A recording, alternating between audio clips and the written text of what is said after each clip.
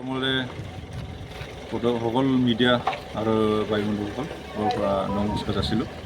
মোৰ নাম দীপক বসুমতাৰী। মই কুচিগাঁও ফৰেষ্ট ডিভিজনৰ আণ্ডাৰৰ কুচিগাঁও ডিপু ইনচাৰ্জ হয়। এইটো আমি কুচিগাঁও ডিভিজন আৰু সৰ্বজৰা ডিভিজন এইটো জইণ্ট অপাৰেশ্যন কৰিছোঁ আৰু যিমান ইলিগেল মাইনিং ইলিগেল ট্ৰেন্সপৰ্টেশ্যন হৈ আছে, বিনা চালান গৈ আছে, এইবিলাক আমি জব্দ কৰাৰ কাৰণে এইবিলাক মানে ৰেডটো চলাই আছোঁ আৰু আজি ক'ত কৰিলে আপোনালোকে? আজি এইফালে সৰ্বজৰা এৰিয়াৰ যোনটো ফাইলাগুৰি কয় আৰু জাকপুৰ ৰাস্তাৰ এইফালে গাঁৱতো ভিতৰত আমি একজেক্টলি নামবিলাক নাজানো, মাজাডাবৰি এইফালে আমি কৰিলোঁ, ৰেডটো কৰিলোঁ।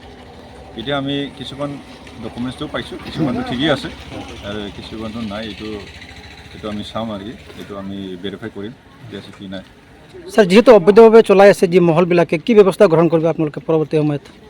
ব্যৱস্থা আমি এইটোৱে কৰি আছোঁ যাতে মানে ইলিগেলবিলাক নচলে।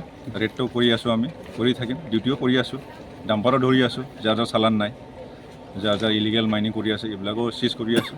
এইটো অভিযানটো চলি থাকিব আৰু আজি কি পালে আপোনালোকে অভিযানত? আজি অভিযানত আমি যোনটো ইয়াত পাত্ৰৰ কিছুমান পাইছোঁ, ইয়াত যোনটো ডাম্পিং কৰা আছে এইবিলাক আমি ডিটেক্ট কৰিম, এইটো ভেৰিফাই কৰিম। ভেৰিফাই কৰাৰ পিছত আমি কি কৰিব লাগে, আমাৰ ফৰেষ্ট যোনটো ৰুলছ এণ্ড ৰেগুলেশ্যন আছে ইয়াৰ ওপৰত আমি সিদ্ধান্ত ল'ম।